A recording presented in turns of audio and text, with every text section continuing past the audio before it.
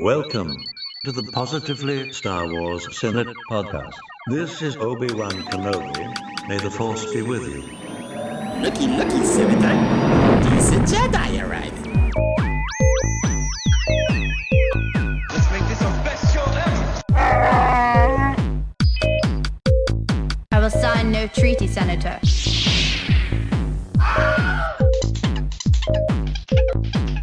I am the Senate. This is the way. Hello, Star Wars fans, and welcome to Positive Star Wars Chat, because this is the Positively Star Wars Senate podcast, coming to you via the power of the Force and with a little help from Skype. Recording this episode on Sunday, the 28th of April, 2024 AD, or CE, as they are, as it is these days. CE, BC, I can't remember anyway. So, on this episode, we'll mostly be talking about what everybody's going to be up to in the next few days, coming on 4th of May, which is about a week from now as we're recording, and we'll be catching up on where we got to with Bad Batch. So, as ever, before we get on with the show, it's time for a little quick word from our sponsors. On a remote desert planet, two Jedi Knights meet a young boy. Hi. And forever change the fate of a galaxy.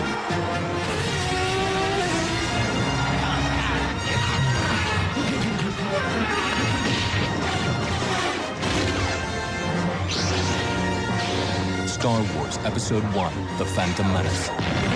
Now playing at a theater near you. Rated PG. Parental guidance suggested. Thank you very much for our sponsors, helping keep the lights on, the food in the cupboard, the wheels on the road, the voice on the airways, and of course keeping our D+ subscriptions going. But before, actually, no, I'll go this way round. I've got to introduce the senators. It's not just me over the only Brit member of the crew over here in good old England, in the far east, as I was saying earlier. We've got the rest of the crew is made up from America. So we have in Skype order, we have Ricky. Hello. Ryan. Hello there. Ron. Greetings and salutations, fellow senators, Chancellor. And Marie. Hello, everybody. Quite as easy to do. And the British guy is Stephen. He didn't say his name. And I'm Stephen. Did I say Stephen? I am Stephen. We'll pick up as we're going on. But so that's the senators, my fellow senators on the episode today. But I have done a little quick question. So, if anybody was paying attention in the Bad Batch over the last 3 episodes since we were last here. Spoiler warning. So we'll be talking about this shortly. In the episode Into the Breach, when the Bad Batch crew and Rampart get clearance to land on the orbital station, what was the docking bay they were giving clearance to land in? So I'll give you a choice here because nobody's going to remember it off the top of their head. This is like a recognition kind of thing. You're not going to recall it. Well, unless somebody's wants to guess it and says, I remember. I'll just give you a choice of 3 options to think about, and we'll get the answer at the end of the show. So it's either 5 TAC 02, 6 TIC 03, or 7 TOC 05. You see what I did there? TAC TIC TOC. The one was it? Yep. So 5 TAC. Nice. 5 TAC 02, 6 TIC 03, or 7 TOC 05. If anybody out there who's actually goes, I know exactly what one that was, then well, you really were paying attention during the episodes. Probably more than all 5 of us put together. So on with the show. And we are starting with going around the big table that stretches over the Atlantic Ocean between me and the rest of you lot. And we will start to see what everybody's been up to in the last, well, it's not quite 30 days since we last recorded, but since we last recorded. And we will start with Ricky. Hello. I finished Jedi Survivor finally. Story. Hallelujah. Yeah, it was good. Just had the year anniversary as well. Yeah, I did it before the year anniversary, so I was happy about that.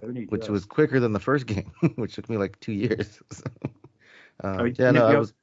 The spoil it for anybody else. Spoilers about to incoming for anybody's finished the game now. It was really good. It was like a twist and turns, and it was like watching a movie and getting to interact and characters show up. I don't know. Should I spoil some stuff, Steven? I think it's only me and you who have paid any attention to it, haven't we? That's true. Yeah. Yeah. Although No, the I hardest I mean, thing, like, interested there- in the story, I guess. well, Yeah, the so, yeah. story. I'll just sum it up real quick. Basically, Yeah. you're Cal. You're from the first game, who was a Padawan, and then he lost his master, and then Order 66 and all that stuff happened. Same thing like Kanan, basically. Working, hiding his powers, and he gets exposed, gets chased in the first game, blah, blah, blah. So this one, he's back again, and I guess he stumbles upon a guy, kind of, I guess he's like in cryosleep, a High Republic Jedi named Dakin Gera. And so he says he was on this mission to find this planet that's supposed to be like a paradise planet, and Cal gets the idea of having him and his old crew move all their friends there so that way they can be away from the Empire and have a peaceful life. But he suddenly finds out that Dagan Gera is crazy and murdered everyone during the High Republic era, all his friends and fellow Jedi, and so that's basically the villain of the whole game. Yeah, so then he finds the Jedi Temple on Jeddah that has some anchorites that are kind of like acolytes of the Jedi, and they study all the Force and stuff. But there's only him, another Jedi Master called Cordova that was in the first game that's still around, and then his former friend Seer, who is also a Jedi Master. So they were all trying to, move everybody to this lost place, and the whole game you're trying to find a compass to get there, blah blah blah. But there's a lot of High Republic references. I guess in the game history it says that that place they're trying to find is called Tanalorr, and the Jedi were there before, and then the Nihil went there. Basically, they had a war and scared off the Jedi, and they took off and never went back. So, and no one ever heard of anyone going back. So I was expecting to get there and then fight Nihil, but there were no Nihil. But yeah, then you end up having a friend that was with you on your crew, and he double crosses you, which was a shock. And then he kind of snitches on everybody. And then Darth Vader shows up and destroys the Jedi Temple archive that you were holding out on. And that was like the hardest boss I've ever fought in a game. Isn't that what happened in the first game? In the first game, there he was trying to find the list of Padawans, right? Force sensitive babies. Yeah, but I remember in the first game, spoilers, that Vader pops up and kills the second sister. And then do you have to fight Vader after that, or do you have to run from him? No, this one you have to actually fight him. So no, the first game, I mean.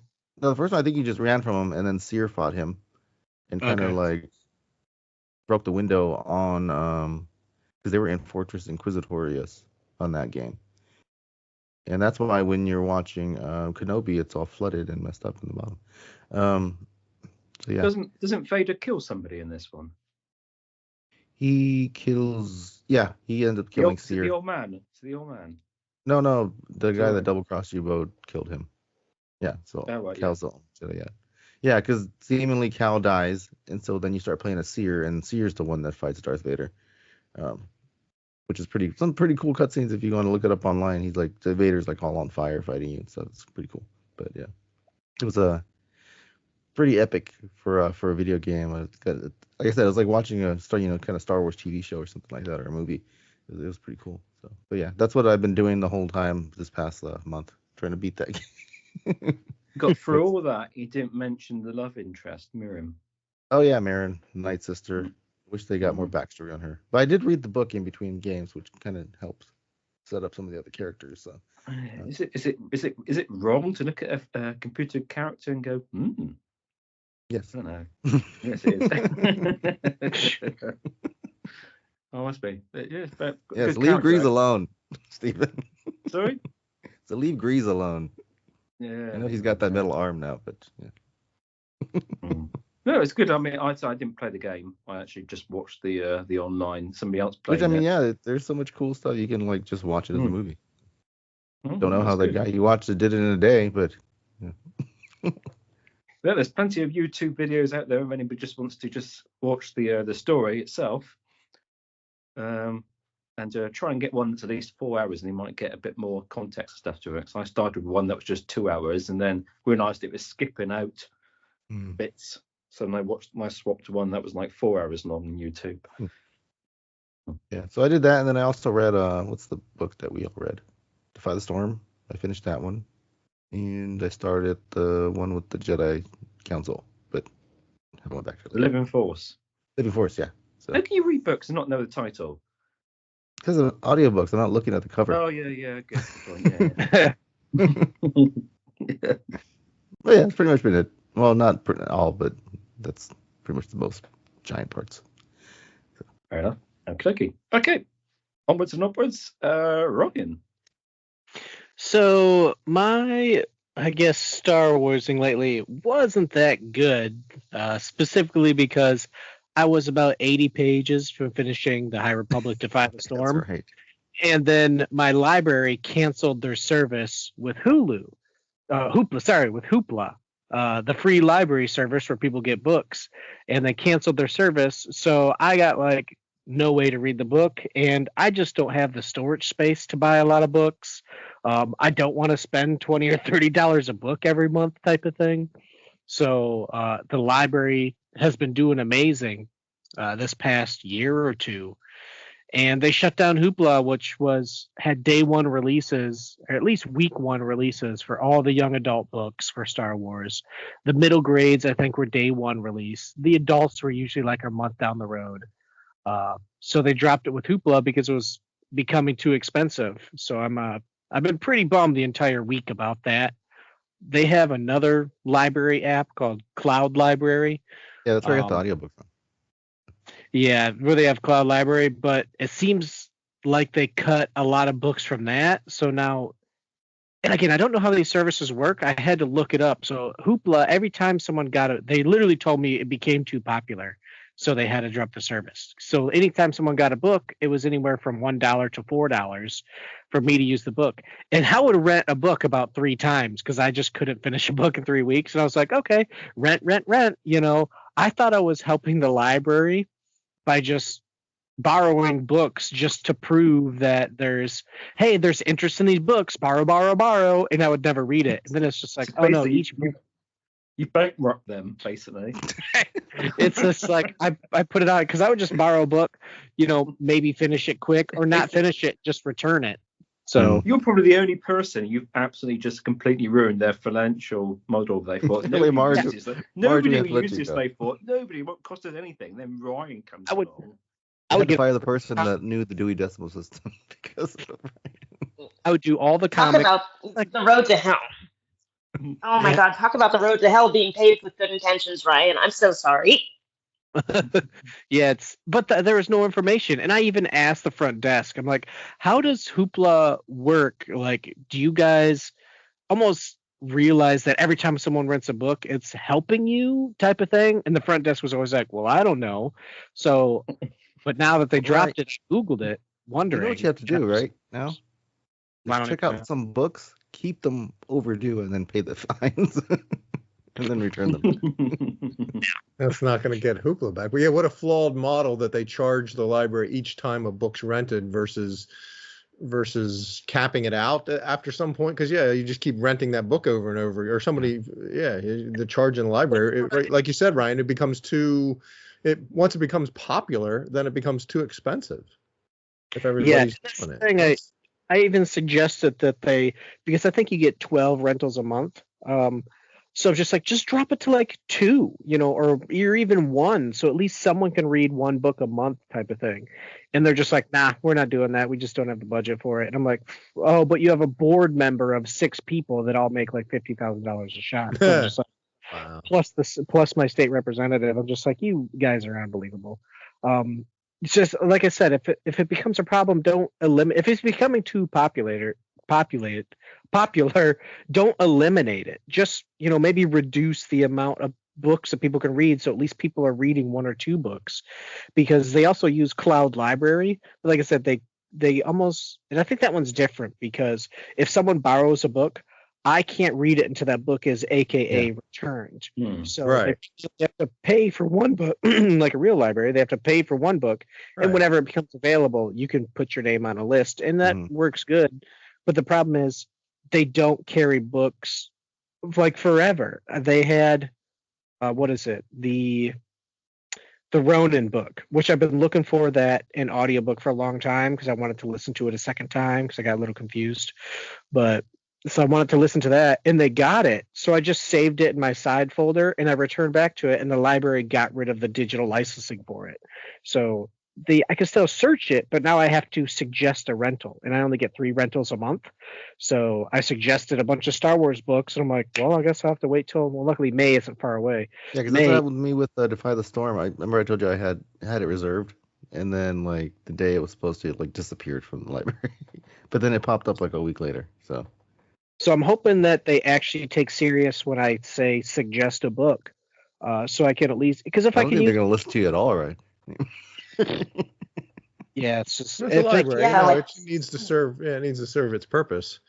So yeah, hopefully yeah. it So I'm hoping figures that that out. at least by suggesting I can get the book to come back, and I'd be Mm-hmm. willing to wait, a week or month or whatever. So and then I'd be forced to read a book in 3 weeks, which is unbelievably fast for me, just because my life is so busy.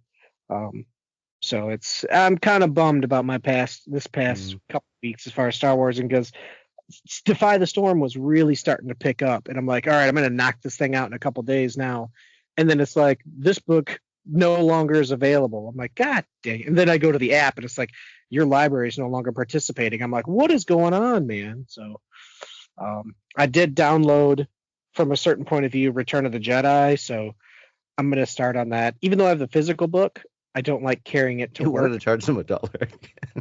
Yeah. Loss of communications can only mean one thing. Mm.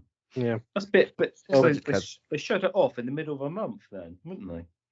Yeah, it was really kind of in the middle. So, and there was no warning either. It's not like because Yeah, that's what's rude about it, right? Yeah, that like you say, don't follow just Facebook. eliminate it, reduce it, and then or talk to people and say we're having problems with it or whatever. Just slowly wean off. Just a cold turkey cut you off in the middle of the month. Yeah, how rude. Middle of a book, I know.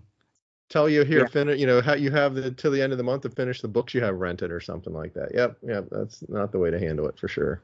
Yeah. So and at least give you till the end of the month or something, because that is just that's just wrong. I mean, like, I can read books pretty fast, but I'm not that fast. If I was in the middle of a book, I'd be mad. yeah, Do they especially have the towards books there at end. the library? Right? I don't know. I barely go. I searched online and they don't. So I do go in frequently and ask for books, and they stopped filling my requests. I'm like, hey, can you get this book, and this book? Just And go they to used Barnes and to Noble, get a coffee, and just sit there and read the rest of the book. I can barely. It takes me a month or 2 to read a book. There's no way I'm finished one in a cup of water because they have punch cards for coffee there, so you can- I don't drink coffee, so I don't know what I do. Oh. So yeah, I'm just kind of bummed about that. So I'm using Cloud Library, and hopefully it kind of follows along. Because I want to stay reading, but I'm not paying $30 a book. I just don't have the shelf space for it. Is the main thing. Even if it was $10, like I said, I'm out of shelf space.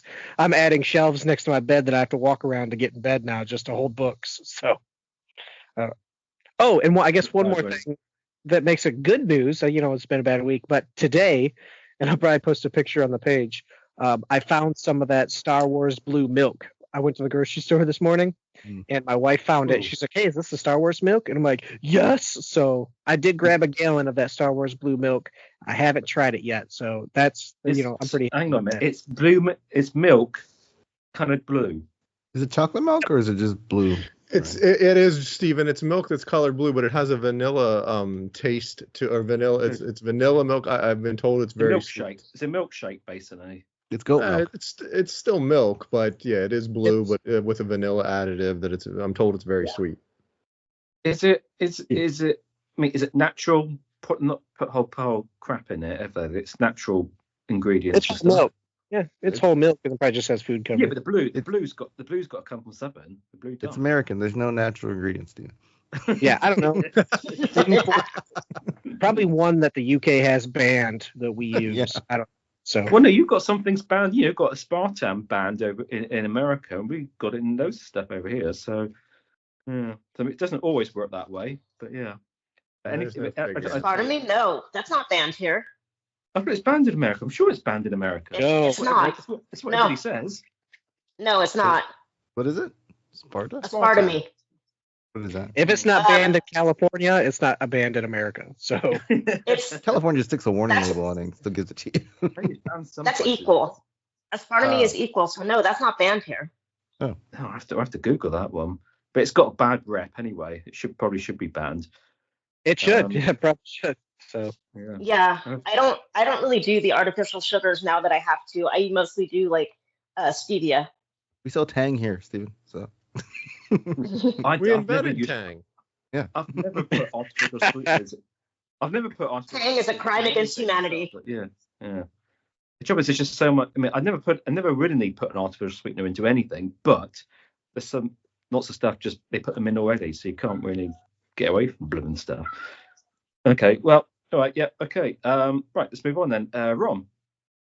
Hello, everyone. My bit of Star Warsing, Star Wars universe. So I've been playing the collectible card game, thanks to the fellow senators, got me into that, and have sort of quasi kept up with that. And I don't think I've won a match yet, but I have been having fun playing the game, and that's that's really all that matters. The local store doesn't have a lot of attendees, so even if I'm fodder for the other guy to play his deck and practice his deck or however that needs to work out, I'm quite happy with it. Having that was fun. me with Ryan yesterday.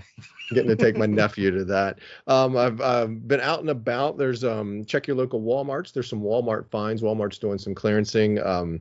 I scored some weird, or found one that had some weird Tales of the Jedi, the kids animated show. There was a line of toys for that, and saw some things that were just I didn't really need to add them to the collection, but they got added to the collection because they were Star Wars and they were super deluxe clearance. A neat big giant play set. I wish I had a picture of it. I'm sorry I don't have it pulled up, but a big giant play set that would be neat for some kid if they got into it.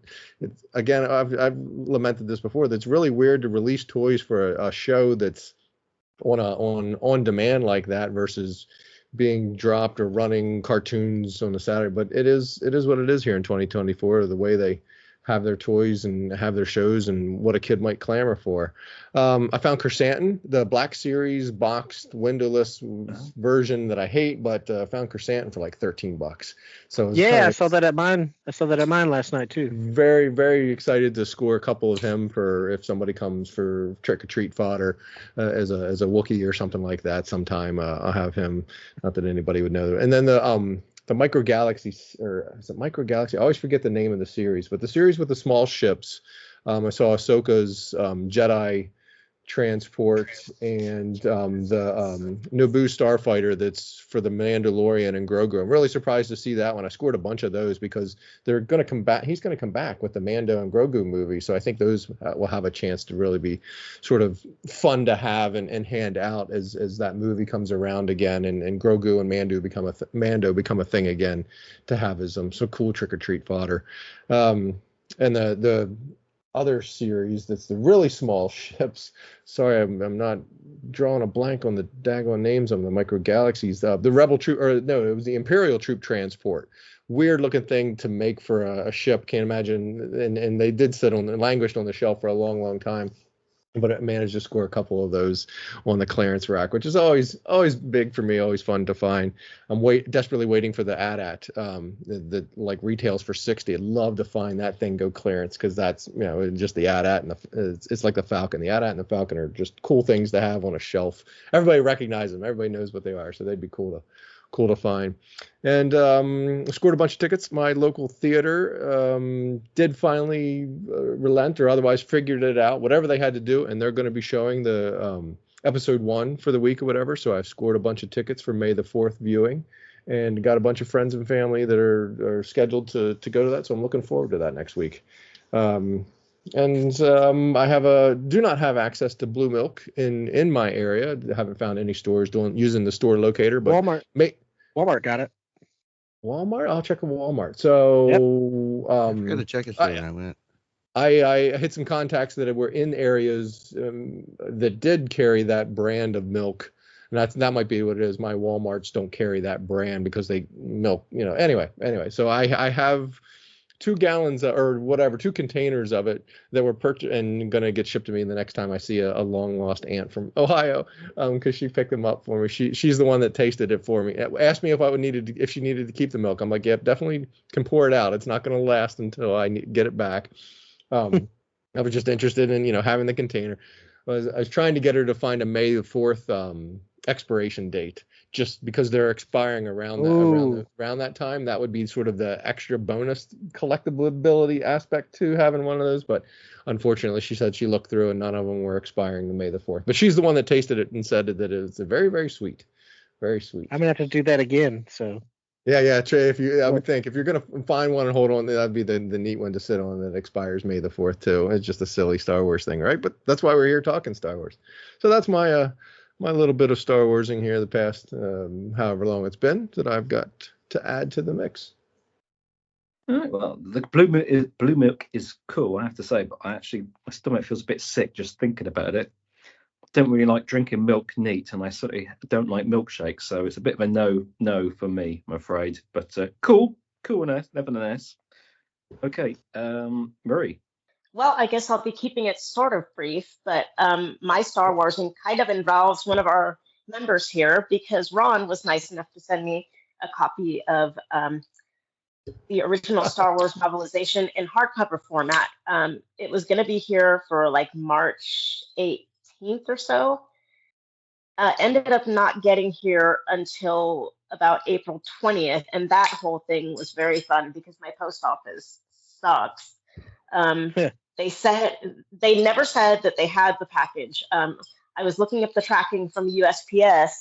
I have a PO box, so obviously I was haunting the post office every few days, going, supposedly I have a package coming. Do you guys have any packages for me? And they were like, nope. And every time I checked my informed delivery, there was no notification of a parcel, nothing.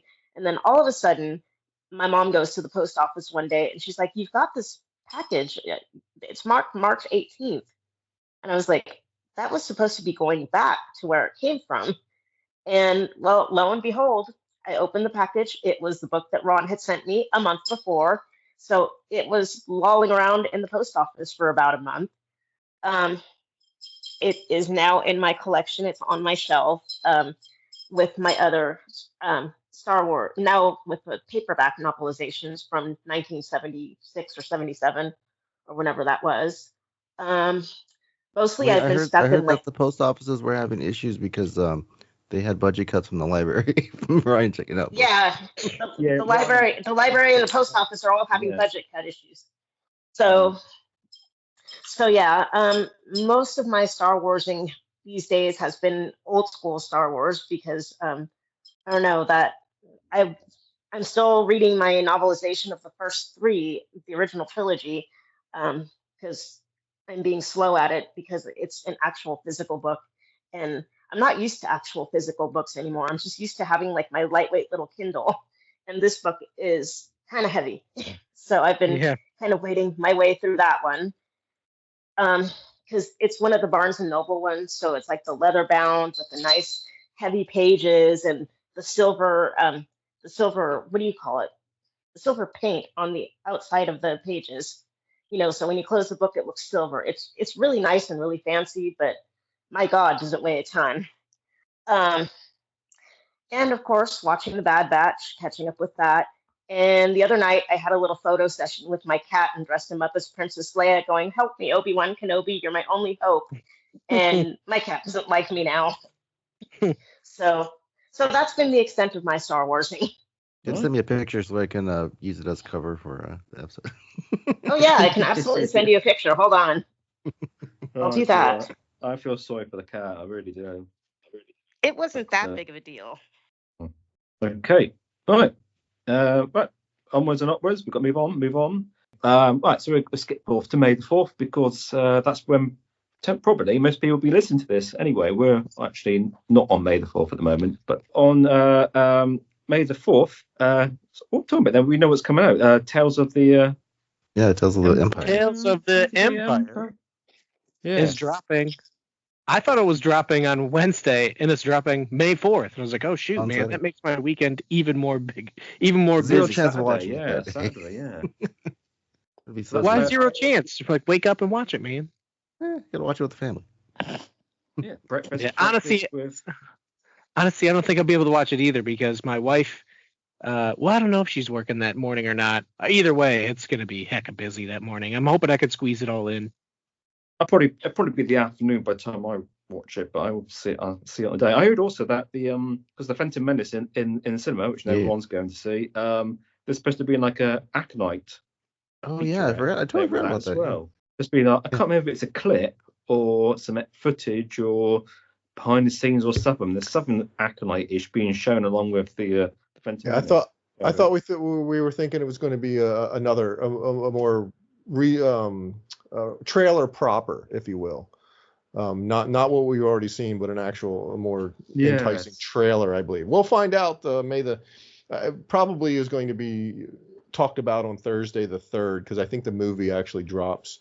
There's showings on that's Friday, I guess. So maybe the Thursday the 2nd, Friday the 3rd, Saturday the 4th. But I know the movie comes out before the 4th. I just picked show times on May the 4th because why not? So yeah, looking forward to whatever they're going to add. They got to hopefully add a little something to entice viewership towards the streaming service. Well, like what's coming out? Because we got Tales of the Empire, and then the final Bad Batch happens that Wednesday. That Wednesday. Oh, the thing I'm looking forward to the most is they're gonna have Star Wars in Fortnite again. So that's what I'm looking forward to. Yeah, I forgot that drops too. Yeah, I've been keeping an eye on that. So I've been saving up all my V-Bucks. I'm like, okay, I'm gonna prep for this. Well, then there was, I don't know what it is, but it's apparently just this because I love these Greek gods that Fortnite is doing. I've actually got the battle pass and I cashed in a bunch of stuff and I spent all my V-Bucks on like this other outfit that raises me up 28 levels and all this other stuff. So I'm like, I hope there's nothing new. And then they show that they're gonna have a pickaxe of a double bladed lightsaber, and I'm like, dang it, man! I could have put that in Boba. So now I'm like kicking myself. They're really gonna have a pickaxe? Because I haven't seen that. Yeah, it's gonna be a double. And that's the thing. They want a lightsaber pickaxe, but they won't do that because the lightsaber's a weapon. So they don't want you to think that it's a weapon because it might stop people from attacking. Because remember when they had the lightsabers, they would get dropped. I'm hoping they bring that back for this. So that's what I was going to ask. Is this a rehash of whatever Star Wars has happened before the Fortnite, or there is? It sounds like there is new content, new skins, new things. I think they're bringing Orlando in. I've seen that. There's another one that I saw too that I don't remember. But yeah, they're gonna have stuff for like the rock or not rock band, but the Fortnite festival with the guitars and the instruments. It looks like they're gonna have Star Wars themed stuff. Fortnite, Ryan, you mentioned about V-Bucks. Is it something you have to play to earn, or is it something you can go buy Fortnite gift card or whatever and add to your account to make it available to purchase stuff? Yeah, you can purchase it in store. Okay, so you can purchase it in store. And then once I purchase a skin or something, whatever in Fortnite, can I use it anytime, all the time I want to use it, or only while the Star Wars stuff is happening? No, once you buy it, it's yours. Yep, it's yours forever. And yes, the company says I can conceivably spin up a Fortnite account, go to whatever store sells Fortnite gift cards or whatever to help load up my account, and then come May the 4th, buy whatever cool Star Wars things I think that's out there, and then have them whenever I want to play Fortnite in the future. You'll need to create a profile for what is it? EA Games? Is it, Ricky? You'll need to create one. Epic. So you need to create an Epic profile on the internet. So it's no longer, and it makes me mad. It's not easy just to go into the game, enter the code, and get the bucks. You go online, enter it online, and then it transfers me to my Microsoft account, and I have to enter it again, and then it transfers it to the game. So, or you can buy it. You can buy it in the game too, actually. So I mean, you just have to have your card unlocked for the game, and you can just buy a bunch of V-Bucks in the game for whatever. It'll just take you to the billing, and you have to just do it that way. The stuff that drops May the 4th, it'll be available to purchase for just May the 4th, or how long will the Star Wars stuff be available? They might keep it for like a week or a couple days. Okay, so it is a short window. It's not a long time. Yeah, there's really nothing hugely official yet on it. That's what's coming. This is all rumors. So I'm thinking it's going to be like another pass, like the Avatar one, Ryan, that's going on right now. So really, from historically how they've dropped things or handled things in the past, when they put something or have a a themed thing like that, it doesn't stick around for very long, or whatever you would want to get. No. It's not very long, No. right? So it's a short window of time that needs Well, to the happen. season actually ends on the 22nd of next month, so I'm thinking it's going to run through then. But you never know; it could be shorter than that. So Yeah, it could be a week or something. Yeah. yeah, 2 weeks maybe. But yeah, I'm looking forward to that. I want to see some new skins because I got all the other ones already. So Yeah. that's really cool. But yeah, I've definitely seen an image of the double-bladed lightsaber pickaxe, which is obviously from all. So Yeah, I have them all, so that's cool. You guys doing May the 4th? I thought my local shop that I've been going to is doing Star Wars Unlimited tournament on Saturday, May the 4th, which is presenting a challenge because it starts late in the afternoon and I have the movie to go to. So I'm like, well, I'll go and be first round fodder for somebody and have to roll out, because I think if I was actually having success at the thing, it would go into the movie time frame or whatever. It's not any great. I don't know what the buy-in is, and I don't know what the prize is. It's not a major tournament, right? I think you mentioned like you were trying to do a multi-$1,000 tournament, a legit unlimited tournament, if you will, so to speak. This is just a small little thing, trying to gin up something since it's Saturday, May the 4th. But it was doing draft on Saturday, and what's the other one? Constructed, I think, on Sunday. yeah, Premiere Constructed or Sealed is the other version. So I imagine it's probably Constructed. Because they were holding back decks or holding back packs. They'd gotten some stock in and were holding it back so that they'd have enough for Saturday's draft and fun. Because drafts where we each get. Ryan, explain what draft is. I think it's like 3 packs. I don't want to butcher it. You get 3 packs and you open it up. What's a draft? Yeah, you're correct. So they like to do it so there's at least 4 people, so you can all draw like 30 cards pretty easily. But yeah, each person buys 3 cards. You open the packs, you take out the leaders and the bases, and you keep everything else hidden. And then you choose your leader and your base, and then you open up a pack one at a time, and then you pass it to the left. And everything you pull, you keep. So if there's 2 cards that you want in the pack, you're probably screwed. So it's one reason I don't play draft, because I don't want 2 cards that I want and give my pack away. There might be some conversation where it's like, hey man, can I have that card back? But if it's a common or uncommon, I'm sure people are like, okay. But if it's like a hyperspace foil Vader for $500 and you're like, yo, this doesn't fit my deck, can I have that back? People are like, no, it's against the rules. So I personally don't play I'm going to be draft, terrible yeah, at it from a playing standpoint, because right, when it comes past to me, I'm going to be picking. Well, I guess everybody, I don't know, they'd be picking out the hyperspace if there is one in there. I'm going for the collectible card. Not that I know what any of them are. I guarantee the hyperspaces, but everyone will almost pull their legendary. They'll go all the way to the legendary card in the back. They'll pull that and then maybe build the deck around that. So, because unless they already have several of the legendary cards, but it may only be a rare too. But there's only 1 or 2 of those in a pack, so I guarantee that's going to be the first card everyone pulls. So, and then you kind of build around it. We buy 3 packs. I open my pack, pull out my card, and then we pass that to the left and go until it gets depleted. Yep. Like everybody. And then you open the next pack. And then somebody and opens their first right. pack and they pass it to whichever direction until it gets depleted, and then somebody opens everybody opens a pack. So you're not sitting there watching someone stare at a pack. Everyone opens a pack, everyone passes it to the left, and then you keep passing them to the left. Okay. And then you open the next pack and you pass it to the right, and then you keep passing it to the right. So it's 4 or 5 or 6 or 7 people, and everybody just passes it. And you're trying to build a deck out of there based on this. Okay, cool. Yeah, we'll see how that goes. So Ryan, so if I have a deck built, then just constructed, you said Premiere would be, right?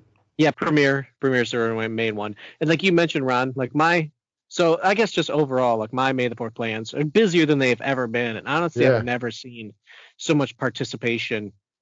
Even my science center, like the Pittsburgh Carnegie Science Center, they're showing Friday, Saturday, and Sunday, the original trilogy, but I can't go to any of it because it starts at 7 and I'm not driving like 2 hours to go watch it.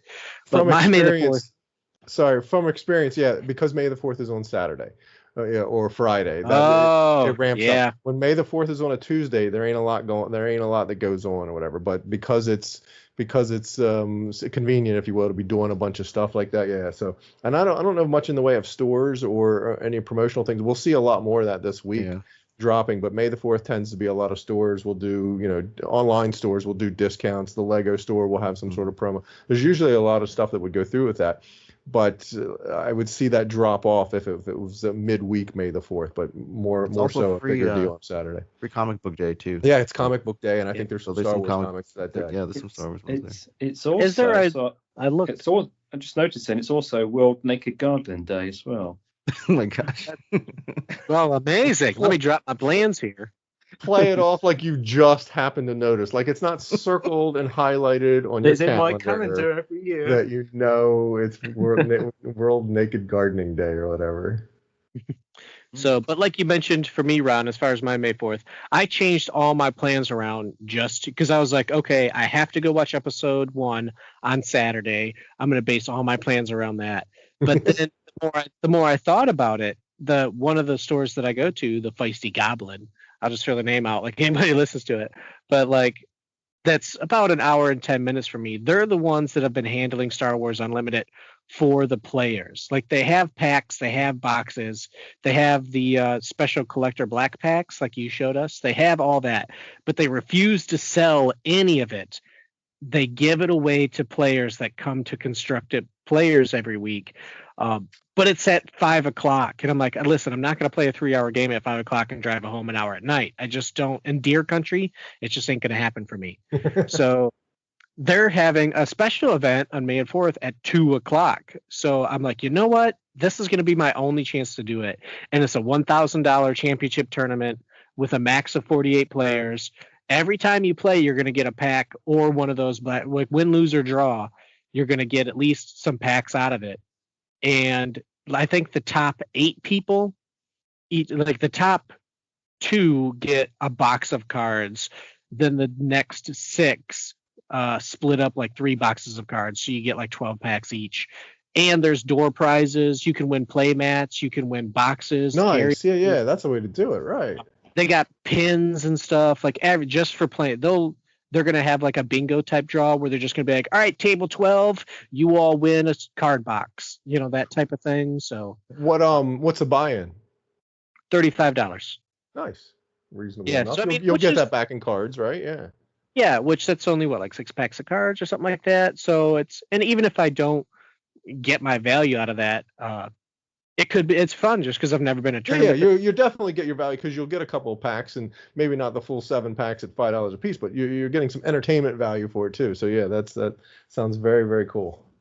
Yeah, so I mean, if there's a day to spend May the 4th, I think in a big room full of sweaty card players, might be the way to do it. My wife, I might have to drop her off at like a vegan festival to kill time because she's not going to sit there for like 4 hours or more. Watching me play cards type of thing. So, but still, that's big. And then that Sunday, I wanted to watch it on Saturday, but like I said, I had to move it to Sunday. That's when I'll go watch episode 1. So I'll be driving into the city twice. And I'm hoping to get my kids along if they're not busy type of thing. I'll take them to go see episode 1. So I don't think my wife wants to go because she's like, I'm not a fan of that movie. I'm like, okay, well, we're going to try anyway. I'm going with or without you. Because I have to see it in the theater, but you see it on the big screen. Talk her into it. You got to see it on the big screen. And again, it's the whole beginning. I'll be like, whatever. What comes to the end, man? It's you want to hear that music, the swell. Yeah. I like to get kind of crazy in big theaters. Like I've went to go see some animes in theaters when they're packed, and it gets really wild. People cheer and shout and stuff. So, I'll cheer and I'll clap and I'll be like, oohs and ahs, I won't go too crazy when people get annoying, but it's going to be a packed weekend. Like I said, this big tournament, and I've been literally stressing for 2 weeks building a deck. And luckily I was able to test it on Ricky and I think it does okay. So it did okay. And the thing is, my deck is based on just buying like 40 packs. What I open is what I use. I know the tournament is going to have people that spend $500 to buy a bunch of Vaders because I was going to build a Vader deck because I have 2 Vaders, but I only have a unit Boba Fett. These are all units, and all those cards are $110 a piece. And I was lucky enough to just open them by chance. So I wanted to build a Vader deck, but the more I thought about it and the more I looked at deck lists, you need so many other rare and legendary cards that it just wasn't feasible to do it. So I built my own deck completely 100% from scratch. I built it myself. Good for you. Nice. So and I tested it. I did look online and I added some tweaks because it's like, well, if you want to play, and I'm using Leia, so I don't know if you've used Leia yet, Ron. So I'm giving Leia a try because I've been I a hate full. Leia, and I hate Sabine, and I hate Barrett. You hate Barriss Offee. So Ron? Do you know the card Traitorous? Have you seen that yet? Traitorous. Yeah, green Traitorous. I can't say that I do. What's it do? Okay, so it's just an event card. Oh, yeah, an event card. So you play it and use it, kind of like Upgrading it. where it just does 4 damage. Oh yeah, it's an upgrade because that's +0/+0. So it's the way that my Leia deck is built, it's an aggressive deck, an aggro deck. So I do a lot of cheap characters that cost 1 or 2 to get 4 or 5 people on the board. But then I have what's called a control deck later on. So I have a lot of cheap characters, and then I have cards that cost like 4 or 5 resources. But I have this 5 cost card, and Ricky, he had the saboteur unit. He had it shielded. He put a lightsaber on, like a fleet lieutenant or something like that. It was a rogue operative. Yeah, a rogue operative. It had bonuses for attack, so each attack was like worth 8 damage points. And I play this card called Traitorous, and it has Barriss Offee on the card, and it takes control of a 3-cost card. So Ricky beefed up this 3-cost card that does 8 damage, and I'm like, hey, I'm gonna steal that card, and it joins my side of the table, and I'm gonna kill you with it. And so it was just. Ricky was so frustrated. He's like, I hate that card. And then I played another card a second time because I'm like, oh, I got 2 of them in my deck. And those are rare cards too. They're hard to come by. And I was lucky enough to have those, and they fit in my deck perfect. So I'm excited to try. So I know I'm not going to place high. How rude is that? So it takes the player's your opponent's card and uses it against them, or if it's a multiplayer. But yeah, basically you turn it against them. How rude is that? Luckily, I had Vanquish ready to go, so then I just vanquished it next round. So. Ricky does love the Vanquish. I get worried because it's a 5 cost. I can play because I play cheap decks. Like the way that I play is cuts, death by 1,000 cuts. So I play a lot of cheap characters.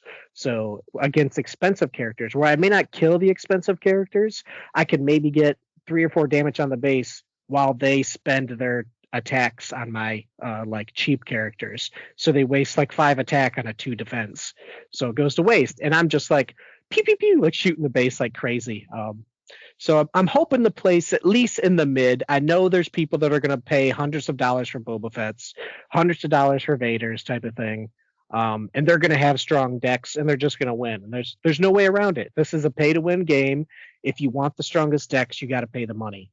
And, my deck value is probably around $100 just because I'm lucky enough to open up some K2SOs. I opened up like I said, those traders cards, so those are worth $20 or $30 a piece. I'm playing a couple of them. And then everything else is like a nickel, man. So I'm excited to give it a shot. It's a big tournament, going to be Star Wars focused. I'm excited. I've even named my deck the 1000K winner, so I'm kind of getting a little boastful here. But I'm just hoping it does all right, and I could have fun, at least get some of those black packs out of it, and then pull some new stuff. So looking forward to hearing how that goes for you. Yeah, so it does. It's full week for me, so that's good. Cool. I was just clicking around and stuff there.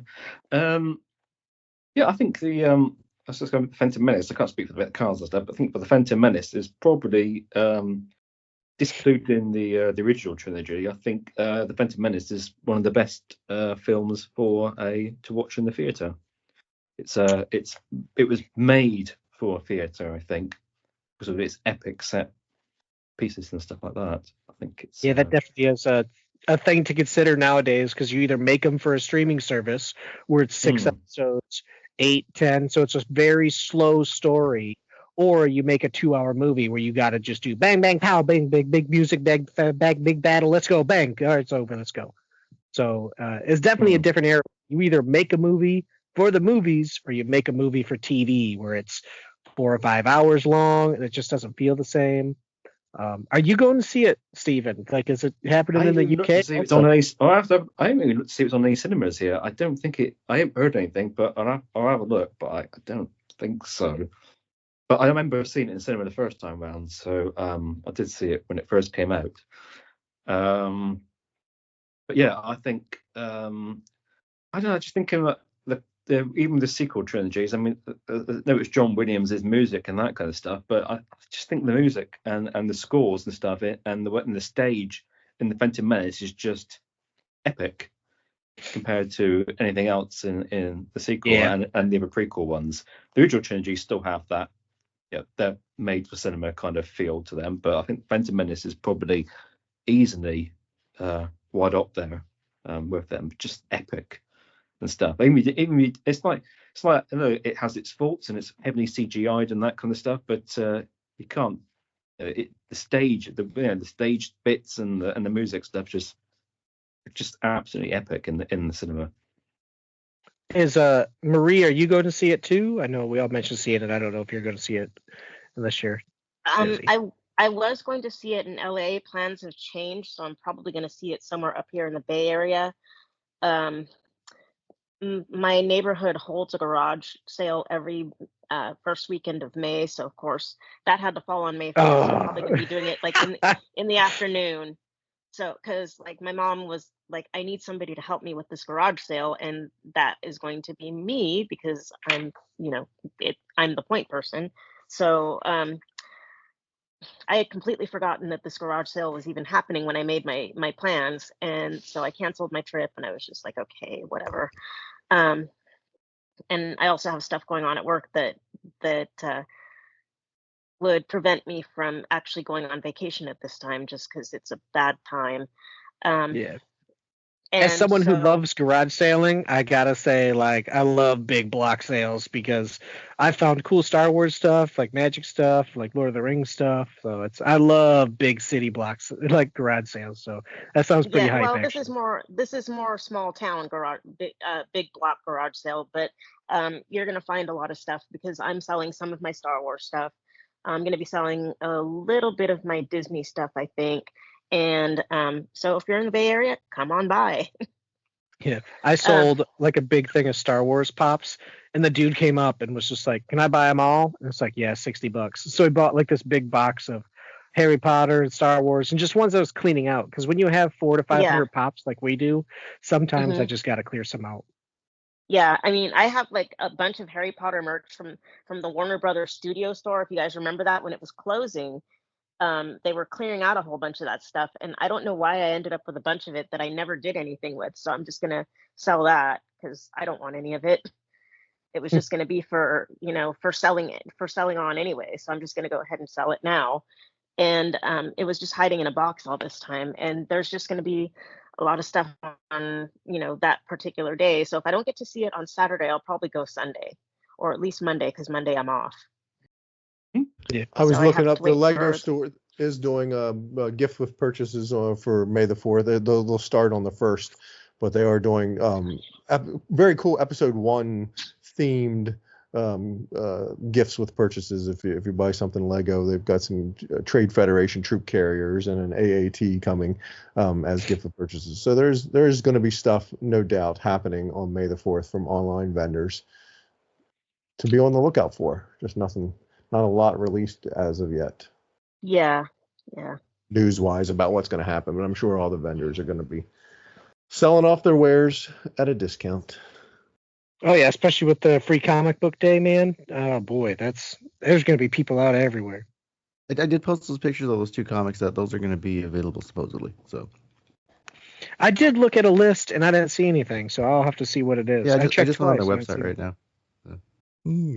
Should be cool. Yeah, it's always cool when there's lots of stuff, especially like Ron said, it's on a Saturday, so they always, So the pictures Ricky posted, because it's a podcast and nobody can see it. One of the free comics is a Young Jedi Adventures, not Tales of the Jedi, but the Young Jedi animated thing that it's for kids on Disney on the streaming service. And then the other one looks very cool. It's a what do you say? A mashup of Vader and Luke. So it's going to be more adult oriented themed or type of comic fodder. So.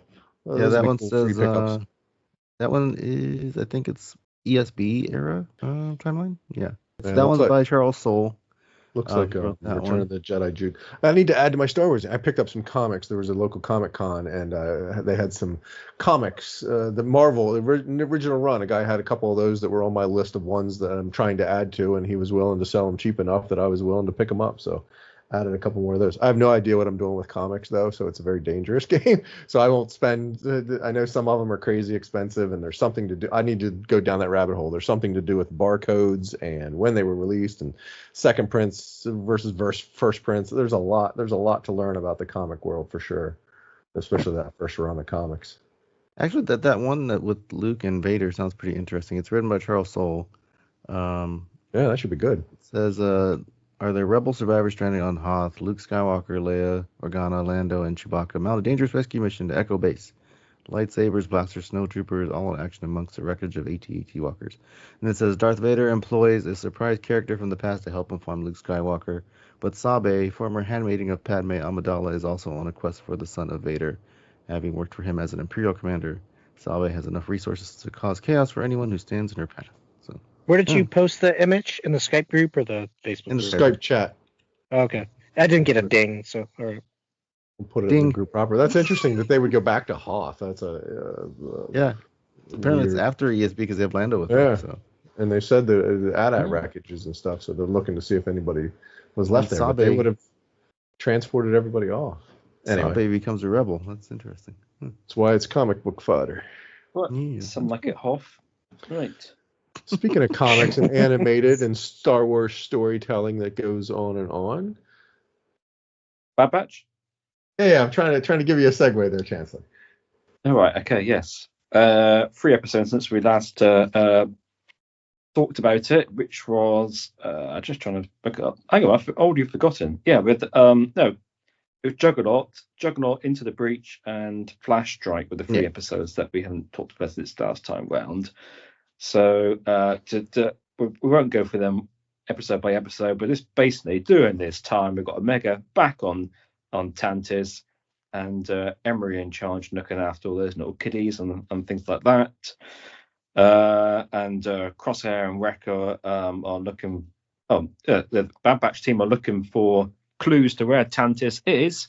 So that's when they go and break Rampart out from prison, basically, and then they go off to that orbital space station, because apparently the way into Tantis is all very cryptic and difficult, and ships which are going there don't know where they're going until they're about to jump, which sounds really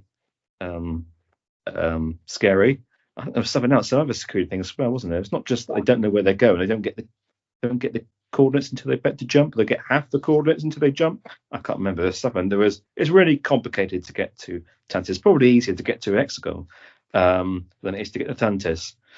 So obviously they infiltrate there, do all their little shenanigans and stuff to get their shuttle to Tantis. And then as soon as they get to Tantis, of course they get shot down, and that's pretty much where we left them on Tantis. And you've got Omega on Tantis, of course, trying to escape, taking the being like a right old kid, annoying kid that some people can be, taking all the wool off, and then clambering through some great ventilation spaces, where all the blood samples go back to the lab. I mean, I don't think it'd be easy just to give the droids the blood samples and then take them back to the lab. While they have to have this complicated electronic thing in the walls to take the blood samples, I don't know. Yeah, so that's basically. It's a shame we're rushing through it, because that Juggernaut episode, while not a lot happened from moving the story along, as Ryan likes to talk, whatever. It was a very action packed and gorgeous episode, because that's the one. Oh, yeah. That's the one where they go for they go break Rampart out, or go getting from the and Fee's back in play, because they lost the Marauder in the episode prior, or whatever, getting blown up. So if she does the cut the power or whatever, and just drops in to get him on planet, and they go find him in the prison and rescue. But that was a gorgeous episode. It's really a shame that it's sort of glossed over, because the turbo. I'm sure we've had that maneuver before. She goes on her maneuver, cutting the power, and then the last minute. Oh no, that's Battlestar Galactica, wasn't it? You guys remember that Battlestar Galactica when they're going to rescue the people from New Caprica? They jump in with the Dama jumps to Battlestar Galactica in, doesn't it, in the last minute, and then sort of puts the brakes on the Viper's launch, and it jumps back out again. But it's definitely been a tactic used in our Star Wars stories, to where they cut. all the power so that she can't be detected and not seen or whatever. I'm not sure what kind of radar systems are in play that they're not, physically picking up this object falling or coming in. But No, regardless, the move worked, got them on planet and let them drop in and do what they needed to do I've to got a feeling go. that something similar has happened before in Star Wars. At least it happened in the High Republic with the Blade. I forgot his name. The chap with the blade did that maneuver in that rescue thing. Oh, the in that Blade of book. Bardata guy. I've forgotten his name. But Blade. What's he called? What's he called? Oh, I forget. The Blade character. I don't know. I just call him the Blade of Bardata because that's his nickname. Yeah. I'm sure he did it in one of the books. Very similar sort of maneuver as well. Yeah. Well, Anakin did in the Potter race. He cut off his power and then glided down. So. Yeah, I'm sure I've seen it in Star Wars before. I thought that she sort of goes on a bit unique and that kind of stuff, but no, I'm sure it's happened before. But there was some absolutely lovely scenery in that Juggernaut episode. Yeah. Oh, that was good action and just Prison some fantastic animation that took place in there. And like you said, the scenery, it wasn't a desert planet, but it was a dusty planet.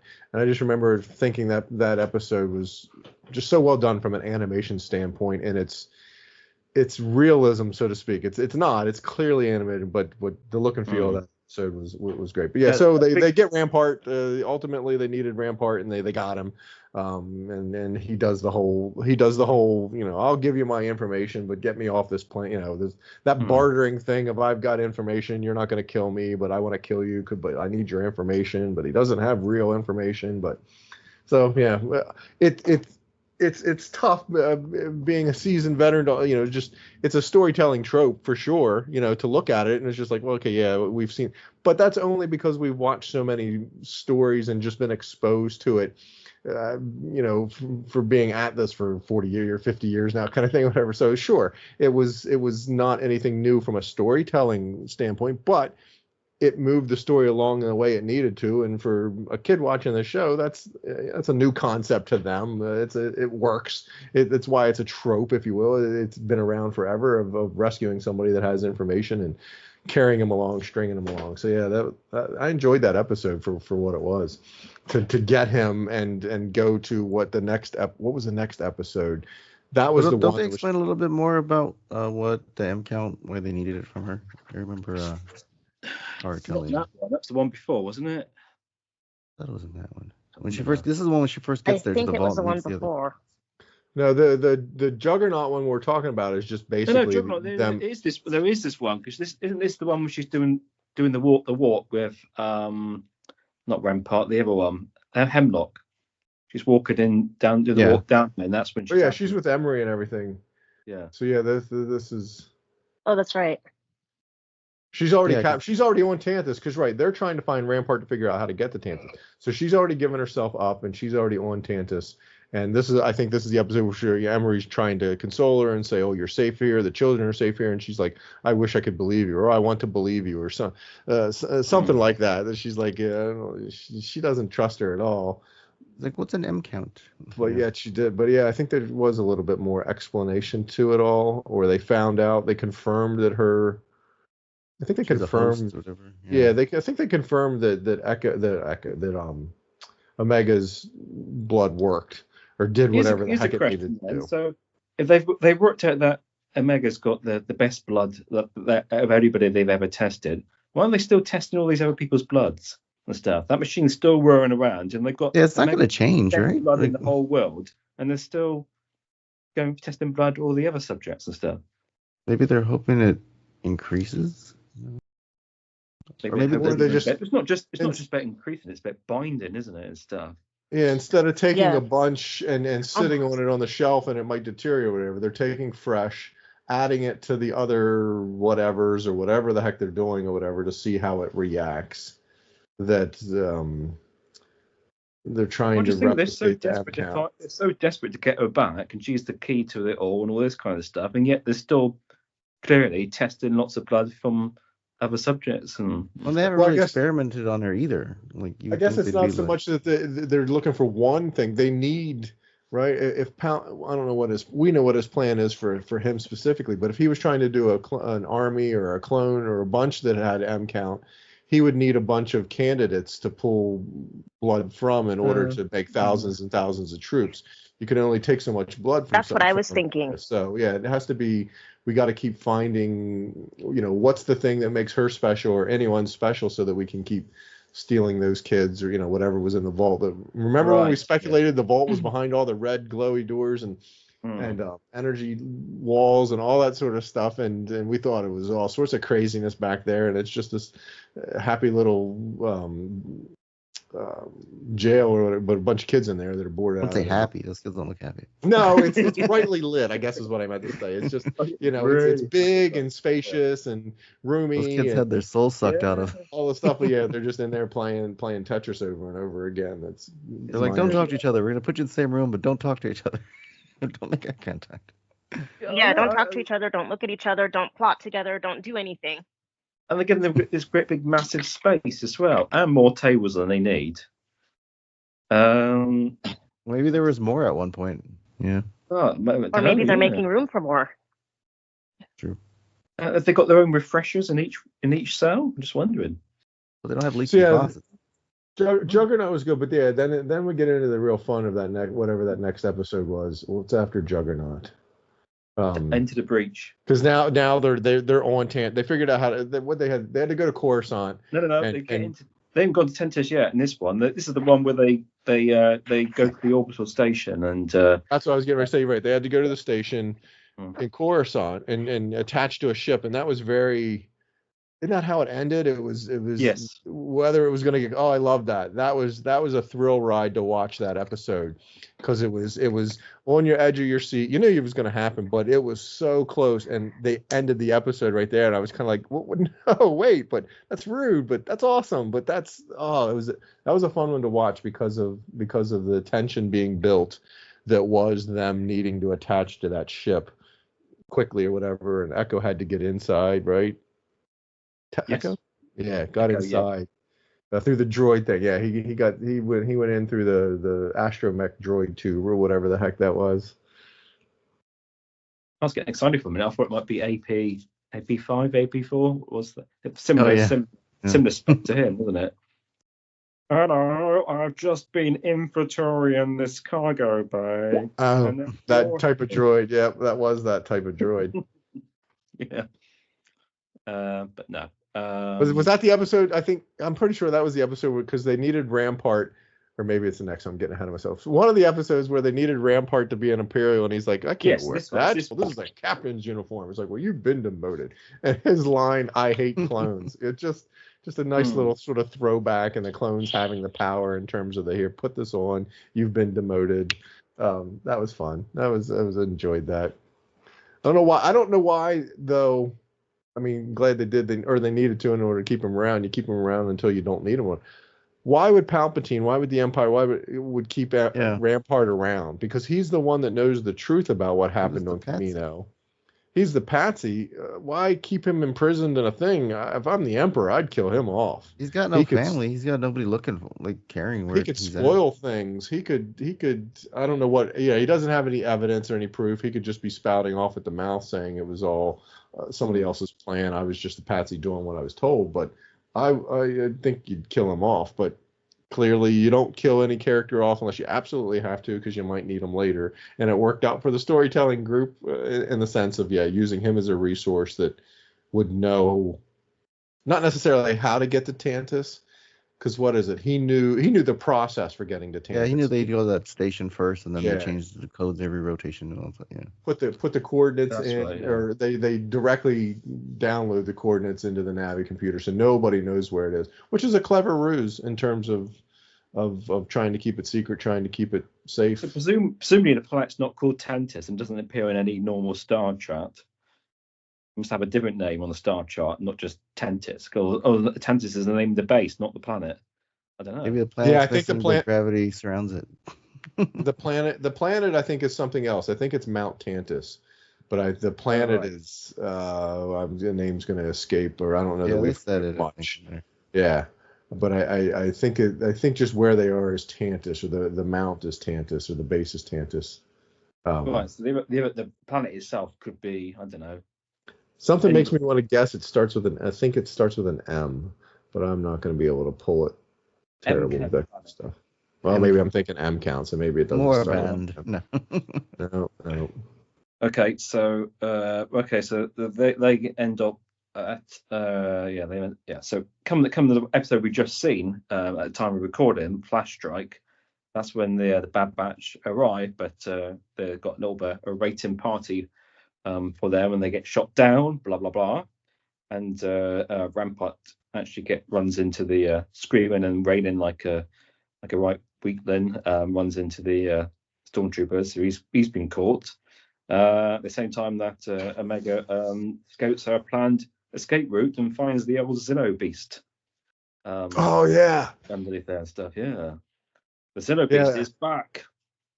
right. That's the one. They jump out. They're coming on Tantus, but they're caught or their ship's destroyed, Yeah. and they're using the rappel lines. And I'm like, okay, those guys got armor, but they say Rampart's got to come along, and he doesn't have any armor to take the impact or Why take didn't anything. they stay in space? Why didn't they just wait until like the coast was clear and then go and plant it? Was it something with the shield? Was there a shield around the planet or something? Like I didn't understand why they kept being attached to it. They could have just like left. You know what I mean? And just Right, waited. they had to detach. There was something said about we have to detach, or the sensors are going to pick us up once we drop out of hyperspace, and then they said, well, we'll detach before they get a chance to. But yeah, you're right. Once you detach, why? When they got off of hyperspace, Well, there could have been ships. There could have been destroyers in orbit for all they knew. So I suppose they best thing to do is to detach at the last minute, perhaps. I don't know. The planet's called Wayland. Right, because we all know. I mean, whenever they're trying to not be detected by sensors, you always try to go low, don't you? Again, low. The radar is useless in fantasy and sci-fi and stuff. When you keep low, like I said, maybe they're thinking they just jump out the last minute. They'll be so low the sensors won't pick them up. They won't notice them. They'd be covered in the bushes and stuff. Yeah, no, that's a good question. I can't remember. Why get out of space so quick? But actually, I think maybe that's what it was. They were forced to, because Hemlock. Somebody tells Hemlock that the Bad Batch was around. Somehow they get onto it, and Hemlock's pretty smart, and they said that there was potential security, or I don't know. Yeah, something. They don't know that they truly infiltrated. It's a security thing. Yeah. But it says Rampart warned them that the scanners would detect them once they exit hyperspace. So anyway, they don't do the normal Empire thing and think they're above everything. Oh, nobody would be coming here. He puts stuff in place to say we'll monitor stuff and scatter some airships or something like that. So maybe that's why they were caught even before they started, kind of thing, which is what got them in trouble. Their ships getting destroyed. Yeah, because they were flying through the atmosphere and they did some weird maneuver. And I just remember their ships getting shot at. They have to abandon ship, and they tell Rampart, we're going out the cable lines, and he's not wearing any armor. Oh, and his cable, that's what it was. His cable line fries or something. It gets stuck. How he survived the jumping out of a flying ship was a little Star Wars. They're all wearing. They're all wearing armor, and then he's just in a suit. Yeah, Rampart's got nothing. He's jumping out of a flying ship into the jungle, and somehow Star Wars physics, he manages unscathed. Not a broken. He was annoying me that whole episode because they're trying to sneak through the jungle, and he's like, ooh. Shouting and screaming the whole time. Yep. I know what. It's never in it for him getting caught, is it? He gets caught. He's going to get caught. He's just going to be executed anyway. So you think it's in his interest to keep quiet? Yeah, he knew the planet wasn't safe or the jungle wasn't safe, so he's not super thrilled about being down there with them. He knows he can't escape them. They know that too. Somehow they get separated because of the animal, right? Then somebody Rampart, isn't he the one? Somebody rests or takes I don't know, wakes up whatever critter. Rampart, yeah. Wakes up whatever critter, and that's how they get separated or running for their lives. Because they say they can't fire off any. They don't want to give their position away by shooting at the thing. Yeah, then he shouts and screams and runs off and gives the position away anyway. Yeah. What's So right, yeah, this is the one where she finally breaks into the. She had Omega had broken into the tunnel ways before, but this time she fully goes deep exploring. Yeah. And you're right. You mentioned sees a Zillo Beast, which was an interesting. Oh, is that how this is? Is that the end game? Because we only have one episode left, right? The finale is the only thing left, or whatever. It's got to be a long one. There is so much to wrap up. There is so much going on, or so much story to tell. Unless there is some sort of. I didn't even put that together. I was like, why is she wasting all this time? And then she didn't even see anything. Like those poor kids are still waiting there. Like, There's also there's no way she had enough time to get out of that thing and put the panels on and sit in her seat. I mean, this is just pure. I think it was a little bit of. Clearly, she did because it happened, Steven. I know. no, I agree too. But Yeah, I was this like, where are you suspense they put going? in. She's just like wandering around in the walls. But you don't even know where you're going. You're not looking for anything. Why are you wasting this time? I was thinking that too. Whatever. It's like, well, you do this and you're just going whatever. How do you know how to get back? Were you keeping track that you went left and then right and then up to and over down? Oh man, I'd be. How do you get back to my cell? Kind of thing. And then like all she saw was just this little beast. How's that going to help? So I didn't even put that together. Maybe she was going to try to rescue it, and that's how they. Well, she met the Sinnoh base.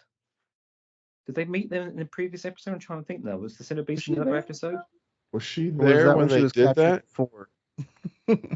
That's a good question. What does she know of the Zillo Beast? I got a feeling the Sinnoh Beast was in a previous Bad Batch episode, wasn't it? It was, yeah. When they were on that ship. Yeah, it was little. Yeah, because she knew this is cloning tech. So yeah, she was around to see it. She saw it saw it little. That's season 1. And season 1, is it really? Is it? Season 2. I mean, there's only 3, so it might have been 2 or season 3 or like season the first 2. episode or something like that. Somewhere early, yeah. She saw it little, and they garnered or got electricity and got bigger, and then we recognized that it was the Zillo Beast, but they recaptured it back, and it was cloning. So yeah, she's familiar with, in that sense, whether she knows what it is in terms of what it was from Coruscant and all that, but she knows it's some sort of powerful beast that could be an ally, if you will, if she can help free it or otherwise get it out of there to cause havoc that they have to deal with while they escape. Because she doesn't know the Bad Batch is coming for him. She doesn't know. Well, she does. Episode. She does in this episode. You're right. You're right. The laser cannons are fired. I was gonna say she didn't know that Crosshair missed. So I guess she's thinking he did manage to put a tracker on it. They are coming, and yeah, they are here because she hears the laser cannon. So she's got to figure that's what that's all about. She knew they figured out the way. So Crosshair is a good sniper. Wrecker just likes to blow stuff up and all that stuff. What's Hunter's ability? I just noticed that he's got enhanced senses. So why couldn't he sense that monster was behind him in the jungle? Yeah, I have to say, Hunter, of all of them, Hunter is the most useless dull, one, really, isn't he? He just goes around stressing all the time and tracks, and seems to be the tracker, doesn't he? Well, on Pabu, what was the planet? The Pabu, I think, right? He recognized something was when the clone hunter or not hunter, whatever that's sneaky clone was that they created or went hunting for them and looking for them. He recognized something was up when that guy landed on planet, because Crosshair says, "What's up?" and he's like, "I don't know, but I don't like it."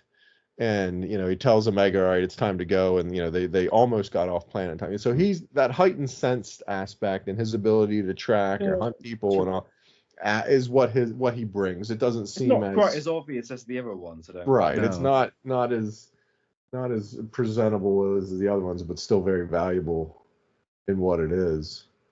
Yeah, they don't go like Hunter, power up, Wrecker, power up, and all this kind of stuff, and then that's different franchise and stuff. Yeah, yeah, that's why he's got the. Do you think there's a tattoo in his face then, or do you think he's always stained, half black and half painted sort of face? I don't know. Like, is it a birthmark or is it a tattoo? Well, it's a birthmark. Well, I like birthmark of sorts. Yeah, I like birthmark of some sort, just to help us keep him straight. Because why would he get tattooed? This was the episode where Echo was. Yes, Dr. Emery. Yeah, and he stole that robot. Oh no, I'm thinking of him. He he donned stormtrooper. He Yes, had to get a did, yeah. hand. He got a hand from Yeah. somebody or whatever, and I think he says thanks for the hand or something corny, but great, but Star Wars. But yeah, he was accessing data ports or whatever with his bionic arm or his hand or whatever that is, but he was in stormtrooper gear. I thought that was It's like good to know that even in the Star Wars world, they got something like universal fittings, because we can't even manage that in our society. I know, right? Like USB-C, everything in there, and like you just take over an arm. It's like, this hand's an apple. yeah, right. That was this damn thing. Oh, damn it! It's a lightning cable. Damn Can't it! connect This this. has UK Oil. plugs on it. Yeah, it's got these weird power adapter things. I can't use these. So Zillow Beast was on season 2, episode 11. So Towards the end then. Wow. Or what is at the middle? Anyway, how many seasons? How many? There's only like 16. But you're right, Stephen. There, this was Echo got to talk, or Emery recognized him. Yeah, how did she recognize him for a flipping uniform? She was like, troopers aren't allowed in here, and he stammered awful. I thought it was awful telling and bad that he stammered the way he did, but she recognized on his hand though. Oh, is that? He was putting his hand on when she walked. And she knew she's kind of bent. I can understand she could be suspicious of that trooper. That trooper's not that trooper, but how did she go that trooper must be Echo? Something he said, or like Ricky said, if she saw the hand. But yeah, she must know him from somewhere. Did she see the hand thing? Did he not swap the hand over at that point? Yeah, no, he was putting it on and she saw him. Oh, right, okay. In that case, yes. I understand now. That's a good one, yes. And plus, it was a robot hand. And this is like, because that Stormtrooper stuff is like, that uniform for the Stormtroopers, is that pre-Stormtrooper uniform? Was that a different Stormtrooper uniform? It's not classic Stormtrooper uniform in the original trilogy that they're wearing there. So is that like clone Stormtrooper? So yeah, is it an animated interpretation of A New Hope Stormtrooper, which is kind of what I think it is, or is it still yet one iteration off? And yeah. I think from a timeline standpoint, it's probably more. That's why it looks just a little weird. It's one iteration off. It's got one more change to make before it looks like the Stormtroopers we know and love during the OT. Yes. But it is animated, so it could be that aspect of it. We haven't seen any stormtroopers in this batch, but they all look like that uniform. I didn't play the video game, but the clone commando or whatever, the guy with the blue light in his visor, he looks pretty. Oh yeah. Like I say, I didn't play the game, but what I know of the game, he looks pretty good, pretty accurate, pretty. That's what he was during the game. Like I'm guessing, or what he looked like during the game. There's no iteration or change in his. What's the big backpack they got on there? Is that like a flamethrower thing they're going around with, or is it? He's got great big. It's a battery pack for the lighting on their visor. There's an ammo. It's a solar battery thing. They just light that up. Well, they do have those staffs that are like electro staffs, right? Don't they? What? The clone commander dudes with the blue light have a staff?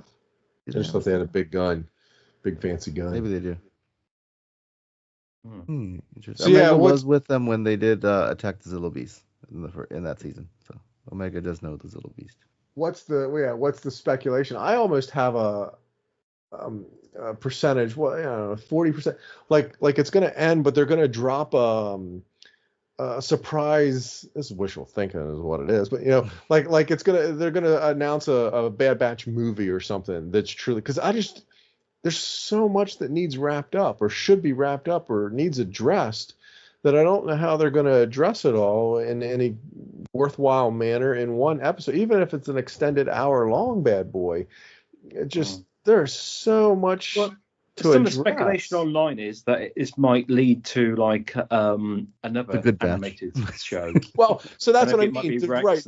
Do we get the end of this season? We get the finale but then we get a surprise announcement about some other vehicle, be it a movie. I doubt a movie, but something else that might come online to expect next fall or something, whatever. That's what people that would be awesome. Especially given that they said there'd be more Ventress and that kind of stuff. So you think that there's the path and all this kind of stuff. So it seems well, we might all be completely wrong, but it seems like it's leading towards another animated spin-off.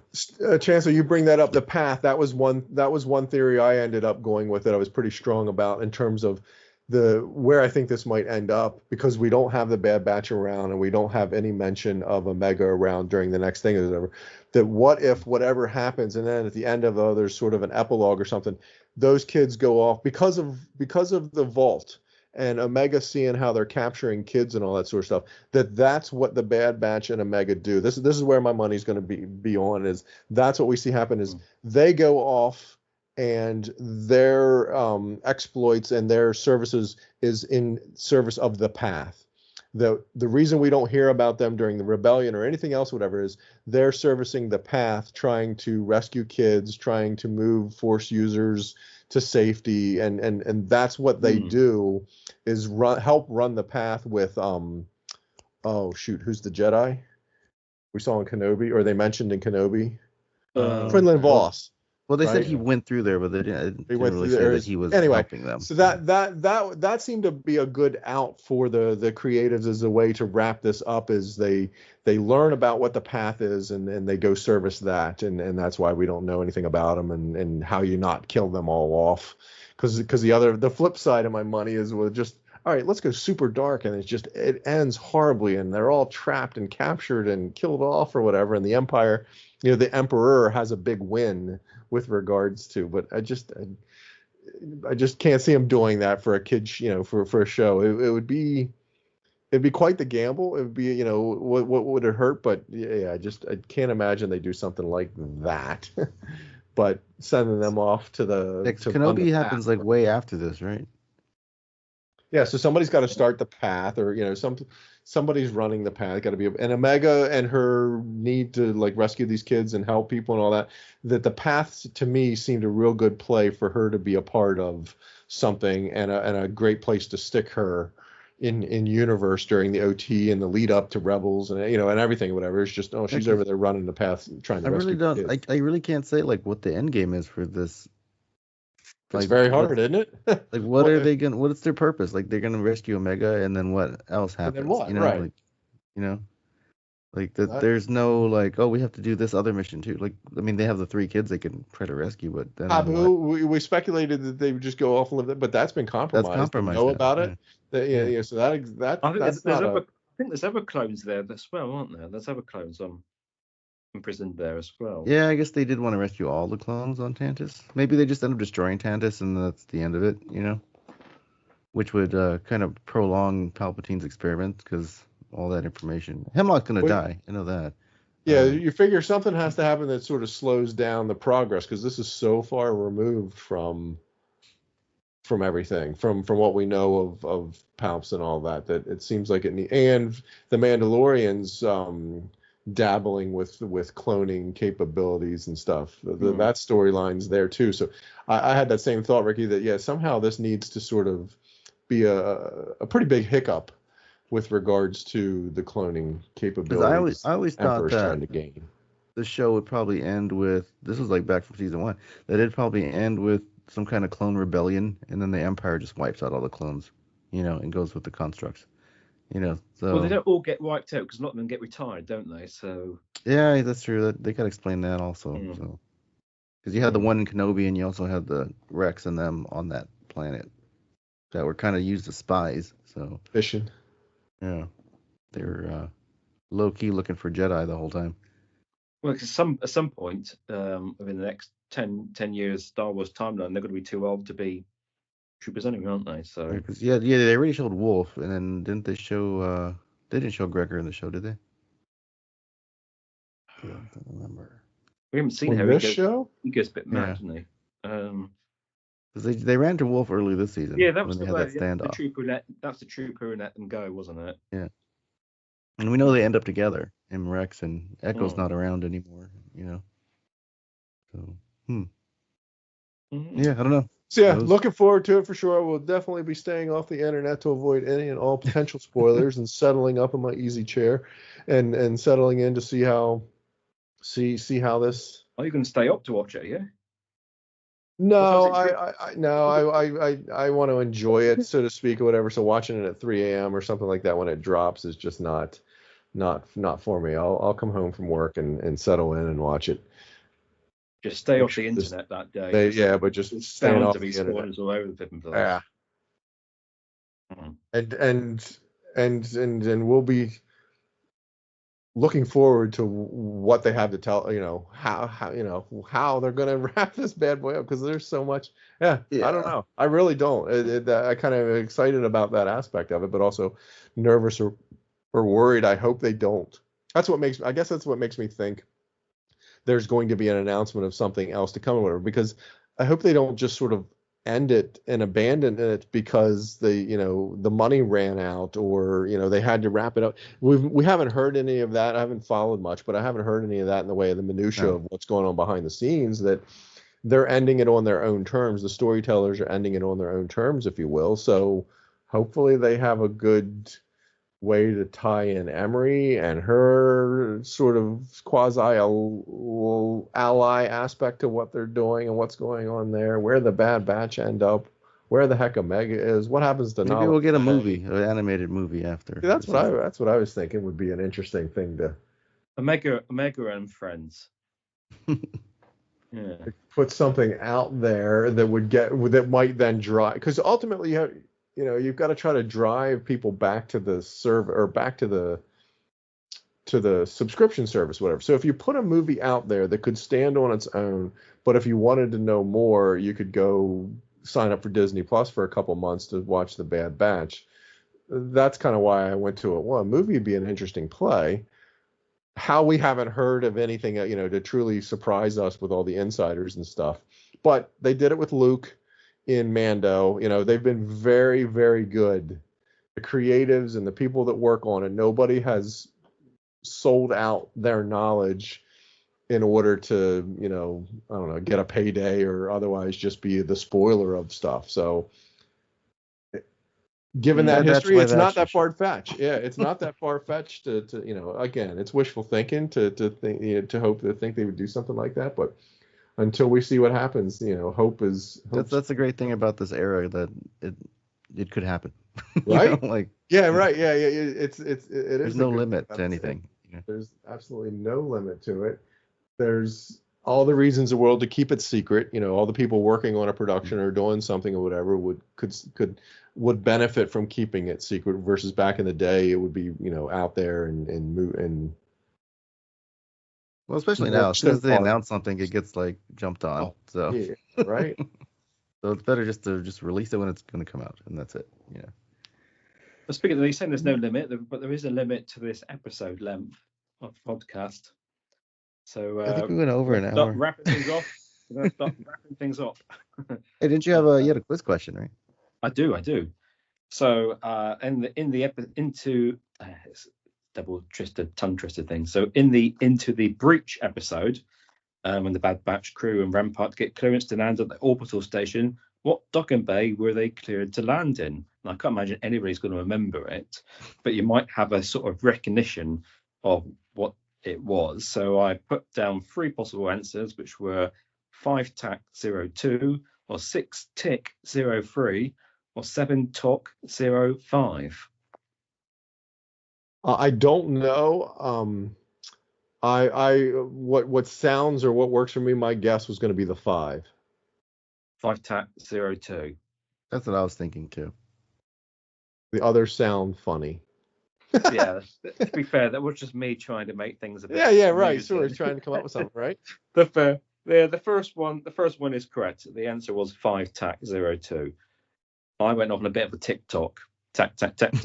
Yeah, no, it was clever for sure. But that was the one we saw right through it. You saw right through my sounded the best. Yes. I somehow I know, I don't know why I know this, but the docking bay for the Coruscant, like they had to do something. I don't know if it's the docking bay or the space station. Something was 003, and I thought that was very, very odd that it was the docking bay 3 or the space station 3 to get the Coruscant to get the coordinates to go to Tantus or whatever. Somehow that got mentioned, and I just remember what an odd 0003 or something like that. I was trying to wonder what 5-TAC-02 means. Does that mean like hangar 5, platform 2, or what's the? I think that's the first we've ever heard That's a first for me anyway. I think that we have ever heard that sort of nomenclature in any way, shape, or form. What was it in reference to again? What was the question, Stephen? That was the Well, that was the landing. That's where they were told they got clearance to land to okay. So the station. hangar bay that they had. So obviously, one of the numbers is going to be the hangar you have to go to, and the other thing is going to be your parking spot in that hangar, I suppose. Hey, when we Like, see when they're on that planet, we see like multiple mountains, multiple cone shaped with like two rings going around. they're the levels. I suppose they're different peaks. levels. It's been terraformed, isn't it? That sort of they've been man-made. That sort of. No, I mean we actually see two mounds. Each mound has rings in it like that, but there are multiple peaks, if you will. So just to wonder, is Mount Tantus one of them? Or is multiple bases? What's going? But then they have the Zillow Beast, they have the other clones, they have the Vault. There's a lot going on there, so that it's not necessarily all in one peak, all in one mound, one mountain. Stuff could the base or whatever's going on there could be. Yeah, it's a bit like connected. We've seen that kind of design somewhere before, haven't we? Was it one thing a bit more like Yavin, where the base is sort of built into the mountain, isn't it? But yeah, this is a bit more landscaping going on here too. There. Well, I mean, I think where the jungle area is built on top of, like, it overgrew. That's what it kind of looks like, right? Like the whatever that is, that structure, the metal, like they have the. Well, I like it, but do you think this base has been around for? It's going to have to be, isn't it? Really, because when they're running from the monsters, that's all like on top of the base. Like the rings around it are like green. So I don't know if they laid down some like some artificial turf. I thought they were on the flat part. Like they were no longer on the mountainous mound part. They were on the flat part of the jungle that surrounds it all. It's only 2 years. It's only 2 years since Pout's got control of Southern here, isn't it? So they had to build that. Had to build that pretty quickly, wouldn't they? So it must have been around. There's been Southern there before. It might have been. Or took over something. Yeah. I find it interesting. The vault only has 3. Well, we only ever really see 3 rooms. Like, what happens if they get, or maybe that's what the other mountains are for. What happens if they find, 5 more kids that are with M count or 4 whatever it is that there's a criteria for capturing them? Where are they sticking them? But maybe they double up and give them bunk beds or something. But there's only the 3 rooms we see for the. Well, maybe actually, there's 4 kids because they added that furry one. The more animalistic. Maybe we only see the rooms when the doors are open. Maybe there are rooms behind the other walls, but they're just not open. Yeah. Or from the camera point of view, there's a bunch of rooms down there behind us. I don't know. Yeah. You never see the. Yeah. True. I just like the juxtaposition they played on us as viewers, that we thought the vault, back when we first learned of it, we were speculating the heck out of Snoke's back there, or Savage Opress or his brother, or whatever, just all sorts of craziness and scariness, let's say, behind the whatever the specimens were. And then we find out it's this big, well-lit open space with a bunch of kids. Yeah, I thought it was going to be like Jenga. dead Jedi bodies being experimented on or something like that. Yeah, but, right? When they had those ones in stasis at Fort Inquisitorius or whatever. Yeah. Nope. We all got that one wrong. So yeah, a heck of a Star Wars week next week for sure, with the Bad Batch culminating, and May the 4th and Episode 1. So yeah, it's going to be some good nostalgia, some good new stuff. You guys and some got good your nostalgia. tournaments. All set. And then what's next? What's our? Well, I guess May the 4th we get. So we do have some content. Tales of the Empire. I was going to say, what's our next bit of content? But I guess May the 4th we get Tales of the Empire, and that was dropping all. That was a couple shorts or however that worked, but that's dropping all at once, right? Yeah, I think I like the way they did the other ones. So that's the next bit of content we have. But so after that, what's the next bit of content for real? I think that is the Acolyte this year. Yes, it's about 40 days away. So yeah, so that's in about a month. So after that trailer we see or whatever. Yeah. Well, let's see what the movie brings. I'm sure that's going to be all. If that's a legit trailer proper, they'll probably drop it online as well. I'm assuming it's going to be something like when they did with Andor, when they showed like little clips, and then they talk to like the actors and show them like, oh, we've been doing this, and it's really great. Yeah, what's coming? Yeah, that'd be You're cool. gonna love it. You can't wait to show you what we've been up to and all that kind of stuff. Yeah. If they were smart though, yeah, if it's a trailer, they would not put it online until the run of because the movie's only available for like a week. It's not a big long run, so yeah, not put the trailer or whatever's being shown in front of the movie It'll online. be on YouTube. And it never would happen. But what if when we go, we see like a teaser for the next actual movie with Ray? Oh, wouldn't that be awesome if they could keep just that like such a placeholder, secret like that? title, Yeah. I just say either That'd be way, that Acolyte stuff's going to be online within 24 hours. Somebody's going to just take the phone out and. Daisy Ridley, just a shot of her with a yellow lightsaber doing something, or clashing with a red lightsaber or something that would just be, that just a 5-second flash of a coming soon, or that would. I think we might get a title pretty soon. I think that's coming. I don't know. I think the titles are unless they're really set on what that storyline is. Titles tend to be a bit troublesome, a la Return of the Jedi, Revenge of the Jedi. That they're making it up at the trying to figure out what's a fitting title right up to the last possible second. But if they figured that out, then it could work. Yeah. I don't know. Just know I'm excited for it. More Star Wars content. I don't need any more Star Wars merch. I'm in a major bind. Okay. In that sense. We could bring it all to a close then, and say thank you very much for everybody for joining us. 2 of our senators have already popped out in the last half hour since we've been yapping about the Bad Batch. So all that's left to say is to say goodbye from Ricky. Bye-bye. And goodbye from Ron. Cheers, everyone. Stay safe out there. And goodbye from me. And goodbye. Goodbye, everybody. See you again. Happy May the 4th. Yep, may the Force be with you. Go switch off.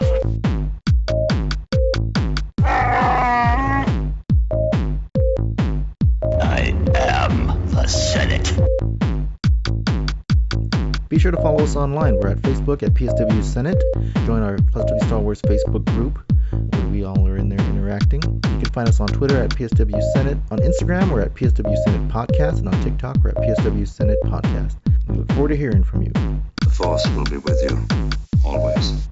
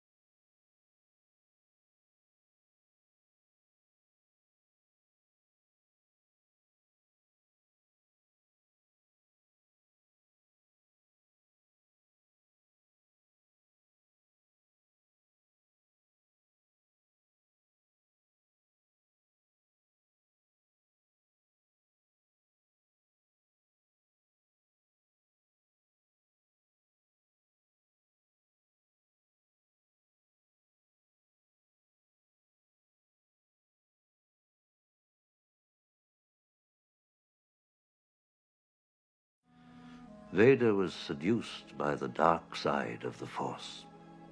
The Force? And the Force is what gives the Jedi his power.